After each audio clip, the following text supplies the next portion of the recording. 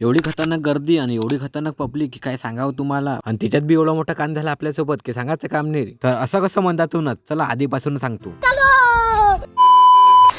Good morning public, मी तुमचा नित्या परत आपल्या छोट्याशा ब्लॉगमध्ये तुमचं हार्दिक स्वागत आहे. सकाळी सकाळी सत्याभाऊच्या घरी गेलो, सत्याभाऊला उचलून घेतलं पहिली फुर्सतमध्ये आणि डायरेक्ट आलो पेट्रोल पंपावर. टंकी घेतली फुल करून आणि प्रेमाच्या माणसाला ब्लॉगमध्ये घेऊन निघालो आपण आपल्या रस्त्याने. सगळ्यात आधी आलो आपण कॉलेजमध्ये आपल्या आवडत्या व्यक्तीकडून आपण पैसे घेऊन डायरेक्ट निघालो पहिली फुर्सतमध्ये बैरमची यात्रेत. तुम्हाला तर माहितच असेल बैरम बाबाची यात्रा म्हणजे आपल्या महाराष्ट्रात सगळ्यात मोठी यात्रा आहे. बैरमची यात्रा स्पेशल म्हणजे हंडीसाठीच फेमस आहे. सगळ्यात आधी तर बाबाजीच्या हातातून डिक्का विक्का लावून घेतला आणि पायऱ्या चढण्यास सुरुवात केली. ऊन एवढी खतरनाक पडत होती की ती पायऱ्या बी एकदम खतरनाक गरम लागत होती, एकदम तव्यासारखी. तर सगळ्यात आधी आम्ही मस्त भैरम बाबाचे दर्शन करायला गेलो. दर्शन करायला काय बघतो भाई, एवढी खतरनाक गर्दी की मायला लेकरू भारी, पाय ठेवायला जागा नाही. काय सांगावं तुम्हाला, तुम्हीच बघून घ्या. मग कसं तरी गर्दीत सरकता लाटालोटी करता घेतला बाई दर्शन भैरम बाबाचे जवळूनच. तर बोट्टे विषय एवढा खतरनाक आहे की तुम्ही ऑब्झर्व केलं असेल की पहिले भैरम बाबा लय छोटे होते, आता मोठे होत चालले.